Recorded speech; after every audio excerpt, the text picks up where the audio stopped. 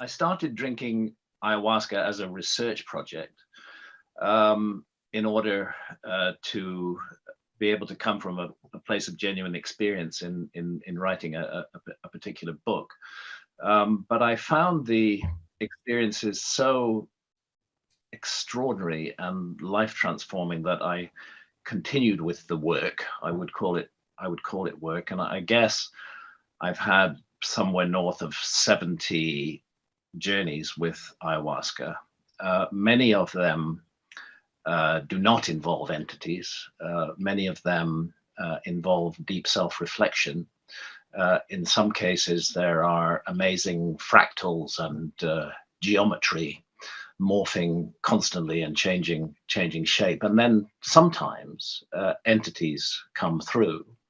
Now, I know that mainstream materialist science would like to convince us that those entities are simply brain candy. They're just figments of they're epiphenomena of our brain activity, as indeed mainstream science defines our consciousness also, and that there's no reality to them. But my experience in a visionary state is that there is a reality to them, that there is some reality beyond this reality, and I find it hard to convince myself that these entities that I encountered, which have from time to time included things like elves and fairies, I find it hard to convince myself that they're not in some way real. In fact, they seem more real than real. And I suppose this is where the fundamental divide with mainstream science, materialist science, comes, is when we have these visionary experiences.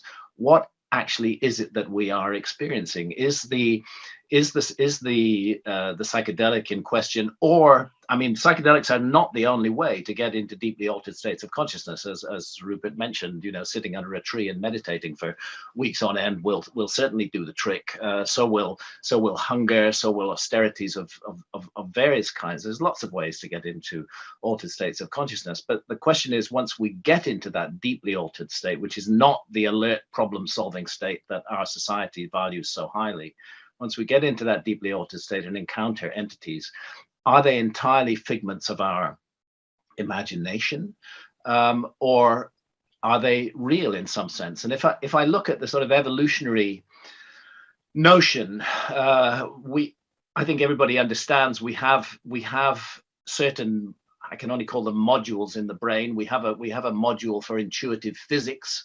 The example I often give is that if somebody throws a book at me, I probably would be able to dodge that book or to bat it aside with my hand before it hit me. Actually, underlying that dodging or batting the book aside is a very complex series of calculations, which involve the object, the strength of the thrower, the trajectory of the throw. All of that is being done in an instant by the brain. The brain clearly has a shortcut to work all of this out. And I can understand that in evolutionary terms, because if you didn't have the ability to dodge objects being thrown at you, then you might be less likely to pass on your genes to future generations than somebody who did have that ability. But what I don't understand is why the brain would invest in seamlessly convincing parallel worlds filled with intelligent entities that seek to teach us. I don't see why that would evolve in human beings all around the world. It seems to me that there's something else going on here. So the question is, what are these parallel realms that we encounter, and what are the entities that inhabit them, and how can we inquire into this further? I know at the moment there's some very exciting work being done at Imperial College with dimethyltryptamine, and it's called DMTX. The volunteers are subjecting themselves to extended DMT journeys. Normally, DMT smoked is a 10 to 12 minute rocket trip to the other side of reality.